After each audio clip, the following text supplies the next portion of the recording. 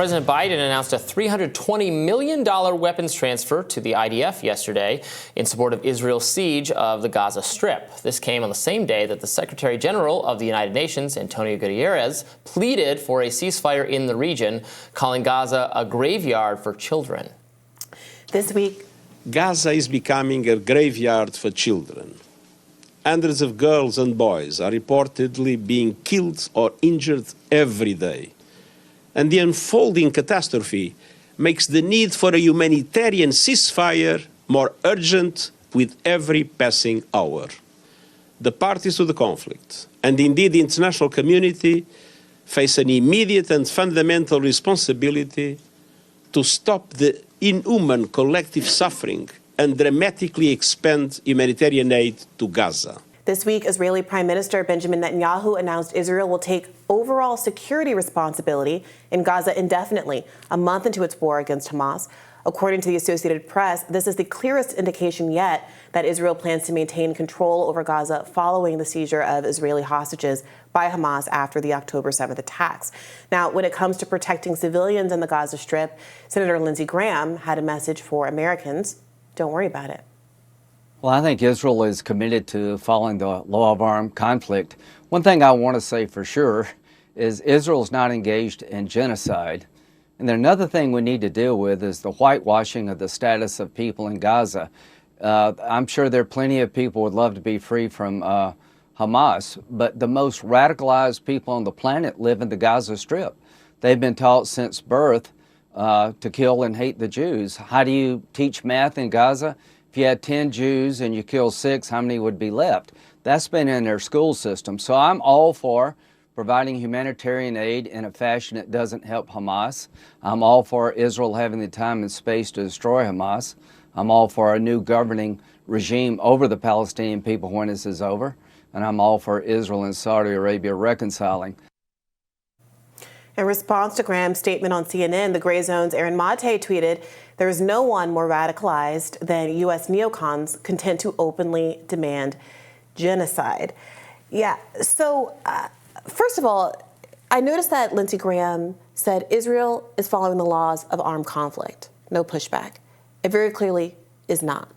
I don't know how many humanitarian organizations, including the United Nations, have to say that what Israel is doing with respect to cutting off power and food and water amounts to collective punishment of a population of 2.3 million people, half of whom are children, the dropping of white phosphorus, the numerous hospitals that have been bombed, the numerous UN humanitarian facilities and UN schools and humanitarian aid members who have been killed, the number of journalists that have been killed, which is over a dozen now, the choice to repeatedly bomb a refugee camp, the largest refugee camp in Gaza. I mean, quite plainly, Israel is violating the laws of war. And repeatedly, the reason we're being told it's allowed to do so, basically, it can follow different rules than the rest of the world, is because the Gazans, or at least Hamas, are such bad people that we're supposed to accept the fact that over 3,000 children and 10,000 people total have been killed. No, the Gazans are not such bad people. Hamas is. I mean, we had a human... So they're not bad people, but they deserve to be killed because no, they it's don't just deserve collateral to be killed. damage. We had a human rights expert on the show last week, and what she and other human rights experts have said is that it's a matter of proportionality, and maybe this is not proportionate and thus should be condemned, but they still need to investigate it. It does not violate international law, unfortunately, sadly, for civilians to be killed in the process of waging war against a group that attacked you, or to use any of the tactics you described. It does. I quite literally... It doesn't, though. I quite literally explained war crimes. Collective punishment is a war crime. They're not engaged in collective punishment. They are Robby, trying to kill Hamas. You saying it's not collective punishment, as compelling as that might be in certain circles, is not a thing. Collective punishment is defined as taking out, punishing an entire population of innocents to punish a small minority of people within there. Hamas is not, you're not targeting Hamas. They are literally targeting Hamas. You're quite literally not targeting Hamas, Robby, and words have meaning.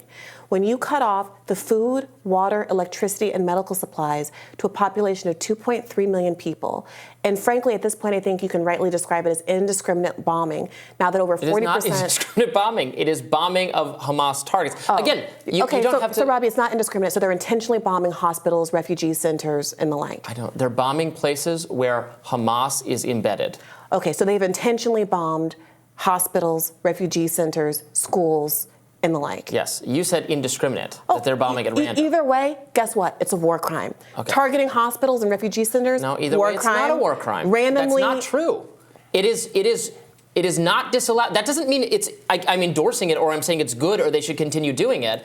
But you're obsessed with these terms. They're conducting a war against Hamas, and schools and hospitals and all the like, if Hamas is gathered there, are legitimate military targets. I'm reading a quote from the International Committee of the Red Cross. According to international humanitarian law, health establishments and units, including hospitals, should not be attacked. This protection extends to the wounded, sick, as well as to medical staff and means of transport. They should not be attacked. Just earlier this week, 100 Israeli physicians signed a letter saying that it was, in fact, Israel's duty to target and kill hospitals because it was the wasp's nest that needed to be taken out. Again, they are bombing targets where they have intelligence that they believe Hamas is there. That does not mean I think they should continue doing this or that the civilian casualties are acceptable to me. Israel is clearly in violation. They're not doing what you're claiming they're doing. Right. So Israel is clearly in violation of international law. I utterly dispute that. And Lindsey Graham is allowed to go on TV and say exactly the opposite without any pushback. Then the next part I think that was really shocking to people is this rhetoric that we've been hearing a lot, that Hamas thinks it's okay to kill people, it's okay to kill civilians. Right. Hamas has obviously violated international law. Israel, we're told, does not think it's okay to kill people. It's not okay to do this.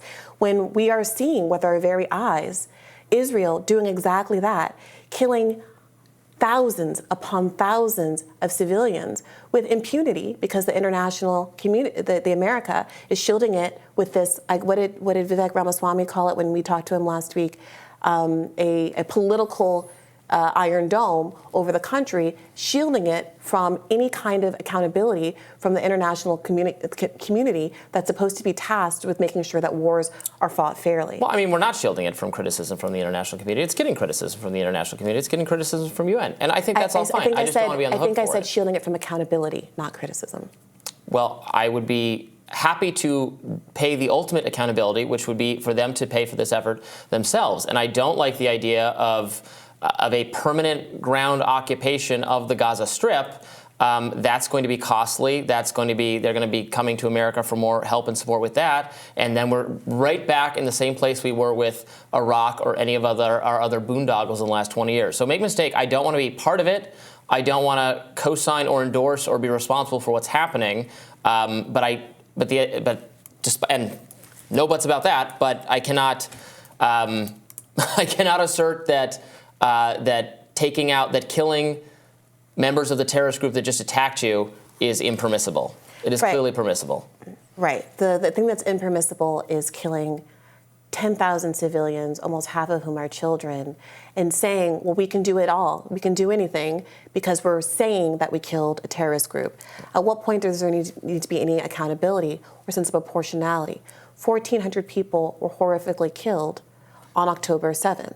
I saw an analogy that was made, I think, by Bill Maher on his show. I don't know, actually, if we have that as a part of this segment. I think we're going to talk about him in a bit. Okay. But I think we're going to talk about something else that happened on the show. So talk about the Israel part. One of his guests was saying, actually making an argument in favor of restraint against the people of Gaza, was saying, it's really hard to say to someone to exercise restraint in this situation.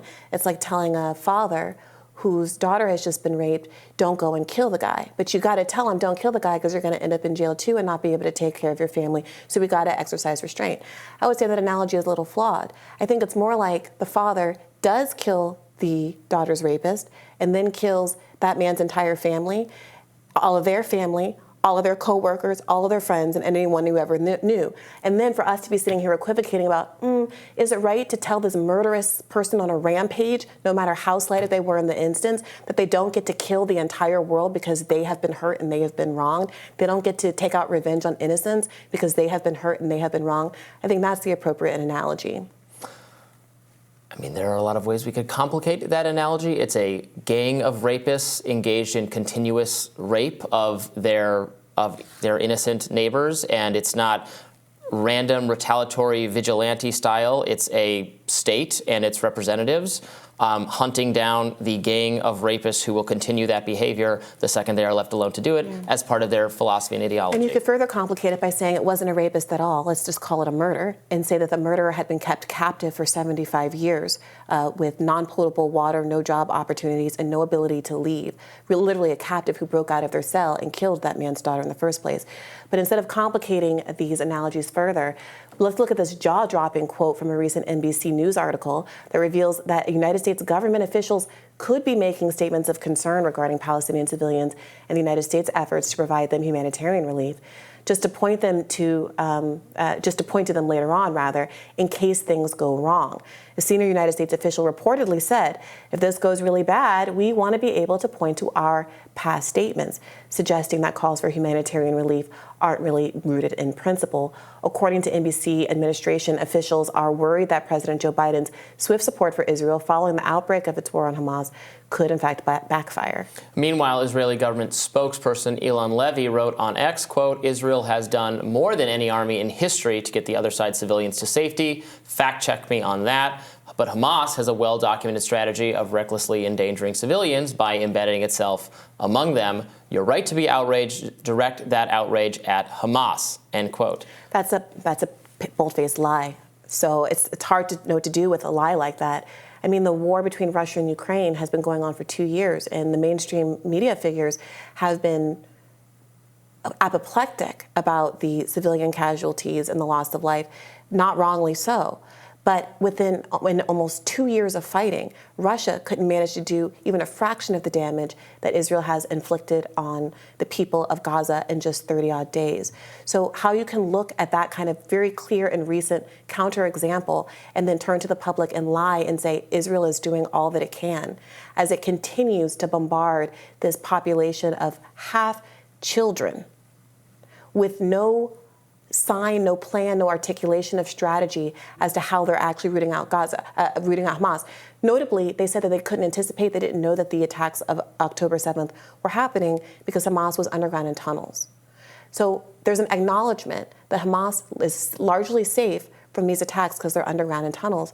And yet there is this choice to raise Gaza. That was the explicit stated plan of Israeli government officials in the immediate aftermath of October 7th, to raise Gaza. It seems very clear that the real plan here is to make it an inhospitable place to live so that the people of Gaza can no longer live there, and so they'll be pushed out into a smaller and smaller pieces of land. The northern half of Gaza is now basically inhospitable, and these refugees that are there from the Nakba in 1948, the catastrophe where there 700,000 of them were driven off their land, and what was historic Palestine will be further pushed farther and farther away from their homeland.